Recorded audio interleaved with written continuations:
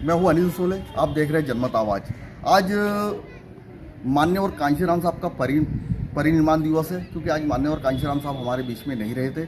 इसलिए जनमत आवाज़ चैनल की ओर से और बुरहानपुर की ओर से हम तमाम साथी चैनल की टीम की ओर से माननीय कांशीराम साहब को इस महापरिनिर्वाण दिवस के ऊपर श्रद्धा सुमन अर्पित करते हुए उनको सच्ची श्रद्धांजलि अर्पित करते हैं। क्योंकि अगर माननीय कांशीराम साहब की अगर हम बात करें तो माननीय कांशीराम साहब उस जमाने में आए जहां उस समय इस देश में अंदर अगड़ों की राजनीति हुआ करती थी और अगड़े ही लोग राजनीति में सक्रिय हुआ करते थे।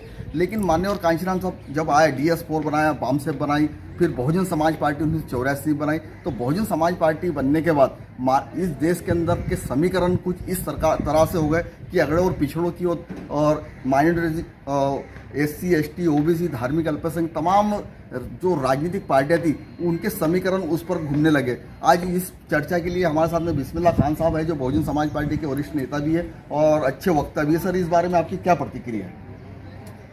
देखिए साहब, आज बड़ा दुखद दिन है और हम माननीय कांशीराम साहब को श्रद्धा के सुमन अर्पित करते हुए सच्चे दिल से श्रद्धांजलि देते हैं कि आज जिस व्यक्ति का हम अपने परिनिर्वाण दिवस के ऊपर इकट्ठे हुए हैं, मैं आपको बता दूं कि जैसा आपने कहा कि पहले राजनीति अगड़ों की हुआ करती थी, लेकिन 1984 के बाद इस देश के अंदर ऐसा भूचाल आया, जैसे कि थोड़ी देर के लिए मैं आपको बता दूं कि सबसे पहले कि डॉक्टर बाबा साहब अम्बेडकर का फ़ोटो केवल बहुजन समाज पार्टी लगाया करती थी।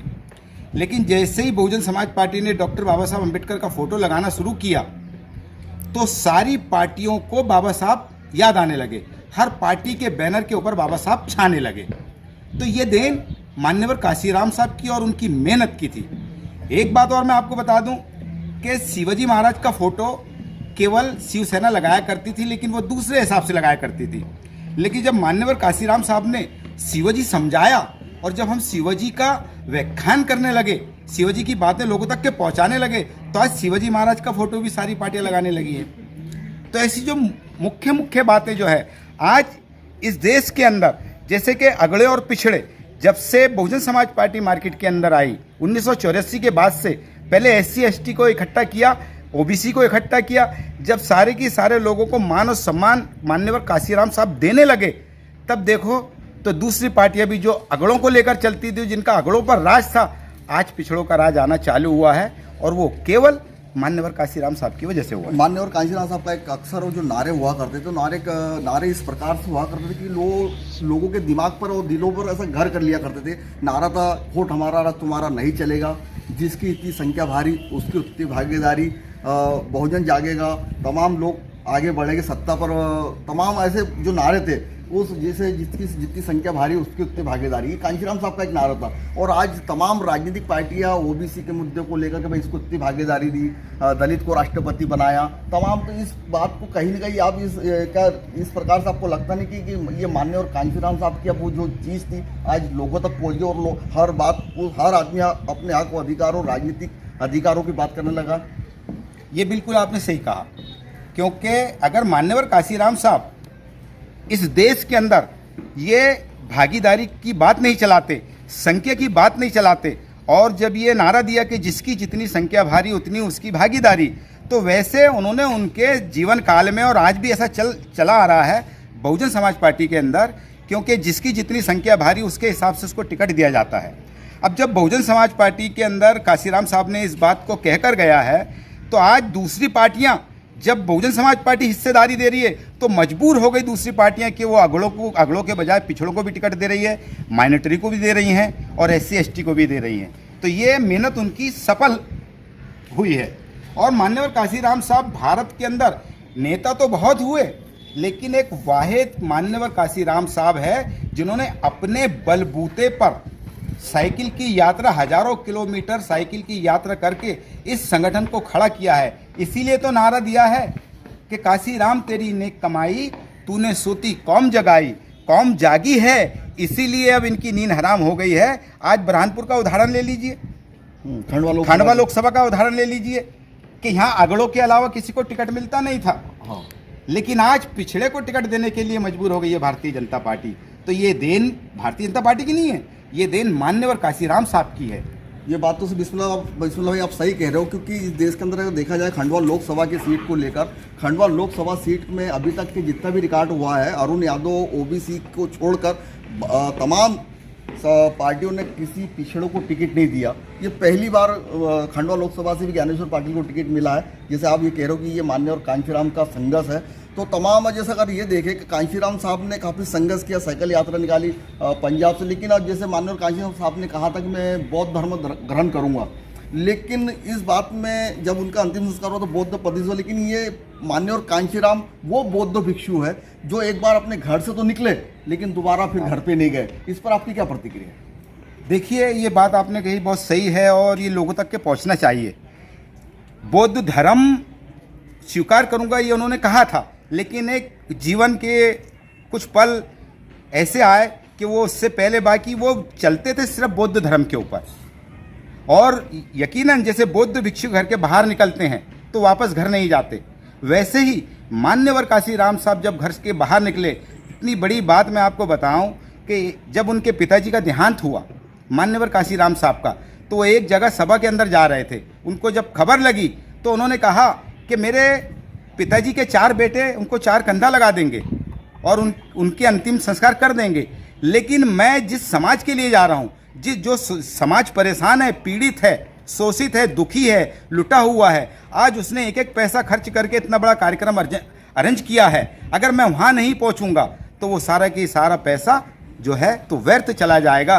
तो इसको बोलते त्याग कि वो अपने पिताजी के अंतिम संस्कार में ना जाते हुए वो समाज के बीच में पहुँचे, इसको बोलते त्याग। और ये त्याग आज लोगों तक के काम आ रहा है। अगर वो ऐसा त्याग नहीं देते तो आज हम आगे नहीं बढ़ते, आज लोग हमारी पूछ परख नहीं होती। मान्यवर काशीराम साहब जब इस देश के अंदर इन्होंने अपने नारा दिया कि जिसकी जितनी संख्या भारी उसकी उतनी भागीदारी, तो उसके तहत तमाम दूसरे लोग भी जो है तो इसके ऊपर अपने विचार मंथन करने लगे कि भाई हमारी भी भागीदारी होनी चाहिए। तो मजबूरन जहाँ अगड़ों की राजनीति चलती थी, आज वहाँ पिछड़ों की राजनीति भी चालू हो गई है, SC ST की भी चालू हो गई है, माइनॉरिटी की भी चालू हो गई है, क्योंकि ये देन जो है तो सिर्फ मान्यवर काशीराम साहब। जिस प्रकार से पिछड़ों और अन्य राजनीतिक दल उभर रहे थे, तो क्या आपको ऐसा नहीं लगता कि इसको जो जिस प्रकार से हमारी भागीदारी राजनीति में आ रही थी OBC SC ST पिछड़ों की जिस प्रकार से, तो इस देश के अंदर क्या EVM मशीन के माध्यम से पिछड़ों दलों को खत्म करने का प्रयास तो नहीं हुआ? ये बात आपने बिल्कुल सही कही है। अगर जिसकी नीयत अगर साफ है, भाई जनता नहीं चाहती कि आप बैलेट पेपर पे चुनाव होने चाहिए, लेकिन ये लोग क्यों नहीं? भाई आज ये जो गोदी मीडिया है, मोदी मीडिया कह लीजिए, गोदी मीडिया कह लीजिए, जब इनके सामने प्रश्न आता है तो इनके एंकर कहते हैं कि आप क्या 2000 साल पहले जा रहे हैं, 2000 साल पहले की बात कर रहे हैं? भाई विज्ञान का ज़माना है, तरक्की का ज़माना है। तो मैं उस गोदी मीडिया को ये बता देना चाहता हूँ कि जिस जगह मशीन निकली है उस जगह मशीन से चुनाव क्यों नहीं होता? आज बड़े बड़े फॉरेनर हैं जो अपने विकासशील देश हैं, तरक्की है, चाइना है, ये है, वहाँ क्यों नहीं मशीन से चुनाव होता? क्योंकि मशीन पे उनको भरोसा नहीं है। बनाया है, जो चीज़ बनाई गई है वो हैंग की जा सकती है। और आज जो जगह जगह यानी मेन चीज़ तो यही है कि कांग्रेस और भाजपा जो भी है अभी सत्ता में, इन्होंने मिलकर ये प्लान बनाया है कि पहले हम अपने क्षेत्रीय दलों को ख़त्म करेंगे और उसके बाद में फिर ये तो आपस के रिश्तेदार हैं ही। तो ये मान्यवर काशीराम का सपना पूरा होने जा रहा था, लेकिन इन्होंने इस EVM मशीन के माध्यम से इसको खत्म करने का प्रयास किया। मान्यवर कांशीराम साहब जब अस्तित्व में आए थे, पूरे देश में जब बहुजनों का बोलबाला पैदा हुआ था, तो उस समय देश के अंदर जो सरकारें हुआ करती थी, स्थिर सरकार हुआ करती थी, 5 साल की 5 साल। लेकिन कांशीराम साहब के बाद देश में अस्थिर सरकार बनने लगी। और मान्यवर कांशीराम साहब कहा भी करते थे कि हमको देश में स्थिर नहीं, मजबूर सरकार चाहिए। तो और मजबूर सरकार बनी लगी। इसी तहत मान्यवर कांशीराम साहब ने एक वोट से अटल बिहारी की सरकार गिरा दी थी। क्या इस बार अब क्या प्रतिक्रिया? देखिए, क्योंकि मान्यवर काशीराम साहब का जो मानना था बहुत सही था, क्योंकि मजबूत सरकार जो है वो संगठन के हित में होती है और मजबूर सरकार जनता के हित में होती है। क्योंकि मजबूत सरकार है, कोई बोलने वाला नहीं। जैसे कि अब देखो इतने सारे कांड हो रहे हैं, आपने बेच दिया जा रहा है, राष्ट्र को बेचा जा रहा है, निजीकरण हुआ जा रहा है। आपको बताऊं मैं कि ये वही भारतीय जनता पार्टी है जब 25 रुपये 30 रुपये गैस के ऊपर भाव बढ़ाया करते थे तो ये लोग आंदोलन करते थे, बवाल मचा दिया करते थे।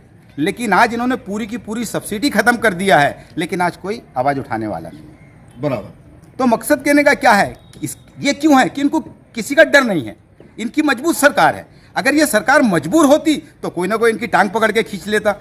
ये जो आज रेलवे निजीकरण हो गया है, बहुत सारे अपने चीज़ें निजीकरण में आ गई है, तो ये होता नहीं अगर मजबूर सरकार होती तो मान्यवर काशीराम साहब कहा करते थे कि हमें मजबूत नहीं मजबूर सरकार चाहिए, और जब जब मजबूर सरकार बनेगी उसमें जनता का फायदा होगा, और जब जब मजबूत सरकार बनेगी उसमें जनता का नुकसान होगा। सर, अब अंतिम में माननीय कांशीराम साहब के लिए कोई विशेष क्या कहना चाहोगे?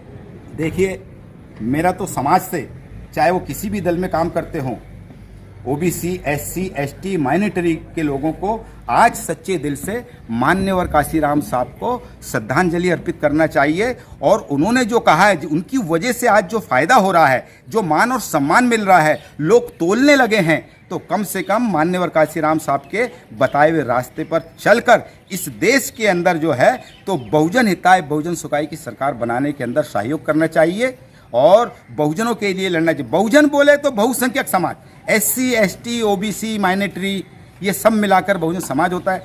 दरअसल क्या है, बहुत सारे लोगों को गलतफहमी है कि जब बहुजन समाज की बात आती है तो वो एससी, एसटी के लोग महार चमार इनकी बात करने लग जाते हैं, तो ऐसा नहीं है। बहुजन समाज में मैं भी आता हूँ। इस देश के अंदर ब्राह्मण, ठाकुर और बनिए को छोड़कर जितने लोग आते हैं वो मूल भारतीय बहुजन समाज में आते हैं। इसलिए बहुजन हिताय बहुजन सुखाय के लिए हमें कोशिश करनी चाहिए, और इस देश को, जो देश आज गुजर रहा है जिस स्थिति से, उस स्थिति से बचाने के लिए हमें मान्यवर काशीराम साहब का सपना साकार करना चाहिए, और इस देश के अंदर फूले साहू अम्बेडकर विचारधारा की सरकार बनना चाहिए। ऐसे नेताओं को आगे लाना चाहिए और ऐसे ही लोगों की सरकार बनानी चाहिए, तभी जाके हमारा भारत सम्राट अशोक का भारत होगा।